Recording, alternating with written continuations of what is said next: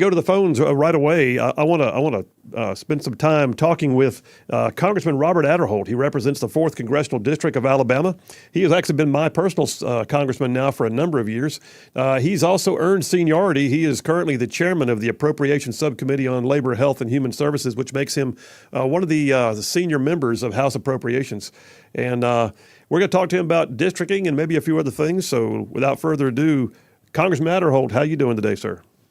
I'm doing well. It's good to be with you, Phil. Well, thank you for making some time. I know you got a lot going on up there in D.C., and that's where you're back in D.C. right now, I think, aren't you? Oh yeah, we're in session. I've already voted.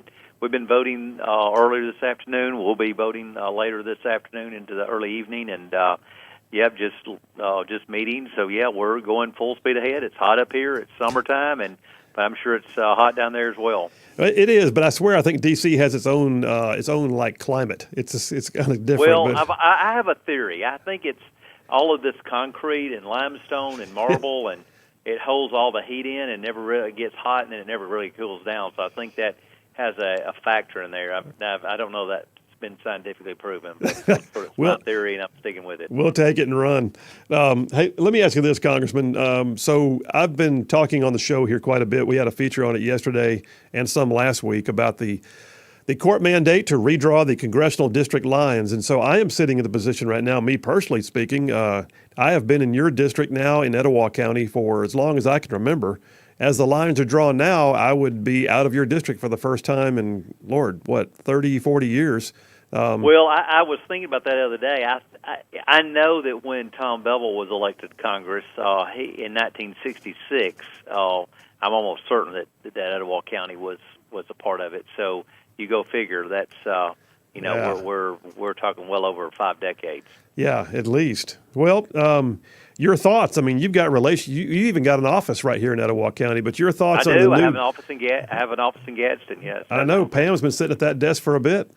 Yep. But let me ask you this: your thoughts, first of all, on the changing of the lines, and where do you see this going with the court having to review it all on August 14th? Well, it's hard to say. Going back to recap for those of your listeners who may not remember the details of it, but after the last lines that were redrawn after the 2020 census was in 2021, which was every state had to redo their congressional district lines, which is the normal process, just to make sure that everybody is equally represented, so that one district is not oversized or is smaller than another district, so that equally across this country, it doesn't matter if you live in California, New York, you are represented. You're in a congressional district that has the same amount of population as someone in any other state. So, first of all, that was done. They worked on the map. They passed it. I think everybody thought it was a good map, but there was this pending lawsuit about whether there should be 2 minority districts in the state of Alabama, and so. We have one African American district in the state of Alabama, which is the 7th district that Terry Sewell currently represents. And if it were to be, if you were to change it, 2 of the 7 then would be African American. Now, the court, when they came out with this ruling back, probably about a month and a half ago or 2 months ago, they said that there has to be also an opportunity district for African American to be elected, because obviously in the African American district, the 7th district, I want to say it's about 58% African American is what has historically been, and of course that assures that an African American are represented, that they are not, and I think that goes back to the Voting Rights Act, that they have to be represented, and certainly that's been the case for the last several decades. However, this lawsuit's coming in and saying now there has to be another district that at least the African American community has an opportunity to be elected, and so that's what this all was about. And so they were trying to draw another district. The district that made the most sense of doing that was down in the southern part of the state, was in the 2nd district that Barry Moore currently represents. And so Barry, the district he represents, the 2nd district, was reconfigured. And now that percentage of African American is up to 39.5%. 39.9%, I believe, is the number that they finally agreed upon. And so that's sort of where we are. But obviously, when you start shifting counties around and population around, which they did in that case, it has a domino effect on other districts. Right. And that's what we saw from the 4th district that I represent, because just because you change something in the southern part of the state, there's only 7 of us who represent the state, so you've got to have equal representation. So it's when you squeeze in one, it's going to sort of like squeezing a balloon. It's when you squeeze one area, some area others are going to pop out and have more get larger. So, like I said, the domino effect is what really made things different from this from this court case that had to be addressed. And that's what the legislature had to do. And, there were probably a lot of different ways you could draw on these districts. And, of course, I was not excited about losing Etowah County. I also lost Lawrence County. Right. But I understand there has to be some changes according to that court order, so we'll see how it goes from here. So what, in practicality, let me ask you this. In practicality, what happens with the Etowah County? Did you have an office in Lawrence County also? No, I didn't have an office in Lawrence County. I got an office in the Shoals.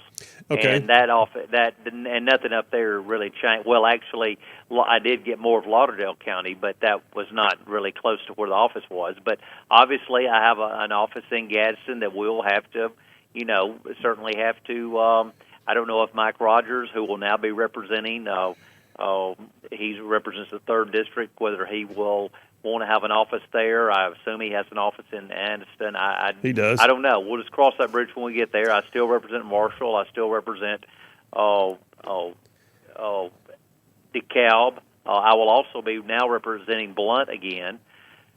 So, yeah, we'll just play it by ear to see where it is. But now bear in mind, this will not come into effect until after the next election. Right. So these district lines will not be. So I'll still be representing you, as you mentioned, and I'm honored that I have opportunity to represent you and of course, everyone in Etowah County. But all of this will stay the same until January of 2025. So this is not something that takes place next month or next week. This is something that's going to be a while before it takes place, but obviously it will change with the next election.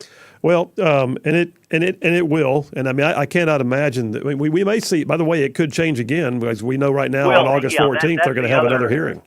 That's the other side of the story. Is this all goes to court on the 14th of August, and the court will listen to the arguments for the state for making these changes and how they made the changes, and whether the court feels that it was in keeping with what their court order was.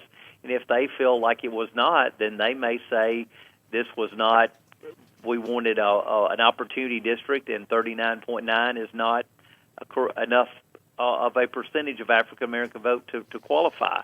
Now, the hard thing about this that the legislature had to do is they didn't have any real guidelines. The court did not tell them, say, it must be 39, it must be 42, it must be 45, it must be 49 or 50. They just said an opportunity district.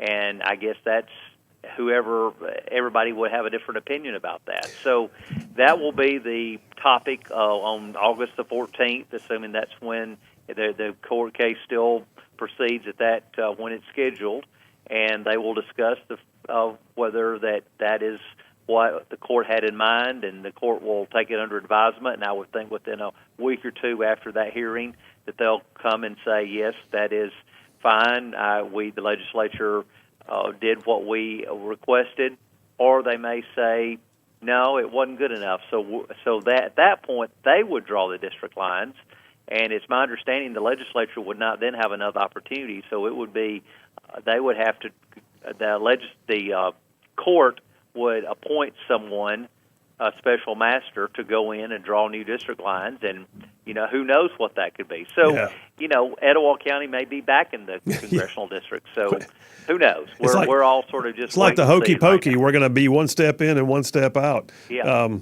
Well, we'll wait and see. The bottom line is you are the current dean of the U.S. delegation for Alabama, if I'm not mistaken, the senior member of the Yeah, I congressional am. delegation. Dean of the House delegation, and now since Senator Shelby is retired, I'm actually now dean of for the House and the Senate for the Alabama delegation, and so honored to represent the 4th District, and thankful that I have an opportunity to work on issues and stand up for the values and the principles that I think Alabamians believe in, and same issues I believe in. Well, and I appreciate that, and I certainly agree with you, and I share that sentiment. Hey, let me ask you about. Tell you what, we got about 2 or 3 minutes left, Congressman. Let me switch gears entirely. I asked your permission before we went on the air just to make sure you're good with me bringing up a topic. 2 things. One is Hunter Biden today just went in to get his what some called a sweetheart plea deal in court on the tax evasion and gun charges, and lo and behold, his plea deal fell apart. The judge would not accept it, and the prosecutors announced when the judge questioned that he is still currently under another investigation. They declined to say for what, and so the plea deal fell apart, and he had to plead guilty and walk out without a deal. Your thoughts on that? Well, I was at a luncheon when sort of all this started breaking, and it was I was with Jonathan. I was at a luncheon where Jonathan Turley, who you may be familiar with, he's as a guest on Fox News sometimes, a law professor here in the Washington area, and he was commenting on that. Now, that's not what he came to talk about because obviously no one knew that. But from just the little information that I've received and some references he made, I think it has to do something with the understanding that what all the parties had, that whether Hunter Biden could be charged again. That was up in the air, and there was some misunderstanding of whether, if this plea agreement went forward, whether there could be charges brought forward. And as you say, that he's currently under investigation. So I think there was, as they say in law school, there's not a meeting of the minds. Right. And I think they were not.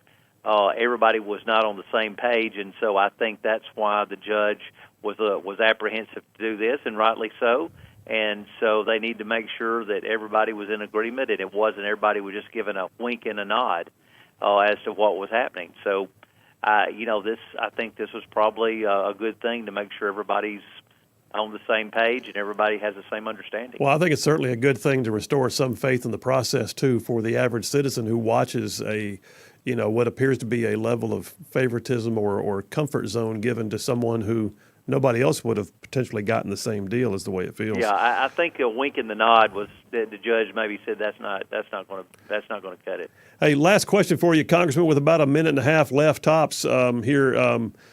Just this afternoon, literally right before you came on the show, Senator Mitch McConnell, minority leader in the Senate, apparently had some type of a health issue. I'm not sure if you saw it or not, but he was at the podium giving a presser, had other members of the Senate Republican caucus around him, and just completely went catatonic. I've watched the video. He was in mid-sentence and just stopped and stood there gripping the podium.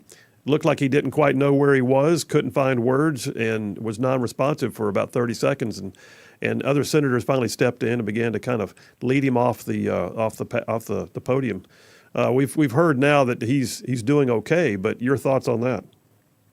Yeah, no, I just heard about it right before I talked to you as well, and I've not even seen the video, but he had a fall back about 2 or 3 months ago, and was out for quite some time. I don't recall exactly how old he is now. He is pretty sure he's in his early 80s. 81. And so he has not been in the best health over the last, and I think a lot of people have speculated that he may not have been in the best health. I say he's not been in the best health. There's speculation. Nobody really knows, but he has been here a long time, and as you say, you say he's 81. I didn't know exactly how old he was, but I know he's been here a long time, and he's been had some health concerns. So this is not surprising. But at the same time, it is surprising that if he was not in good health, that he would have, or today was not feeling well, would not have gone out before a mic and the public to do that. So it must have been something that was unexpected. Well, Congressman, we're up against the break. I really appreciate you just making a few minutes, giving us your thoughts. We'll wait and see how the district lines play out. And in the meantime, Yeah, I think thank you for what you're doing. It's all just wait and see. So we'll just see how it goes out on the 14th. All right, Congressman Robert Adderholt, thanks for your time, and you have a good day, sir. Thanks. Good to be with you, Phil. Bye-bye. All right, bye-bye. All right, I ran that one long just to get his final thoughts on McConnell in, but let's go ahead and take the break. Boom. We'll do that. Come right back. I got a few additional thoughts for you on this situation with the district lines because there's been some strange stuff in the news. I'll tell you about it. Y'all stay tuned. We'll be right back.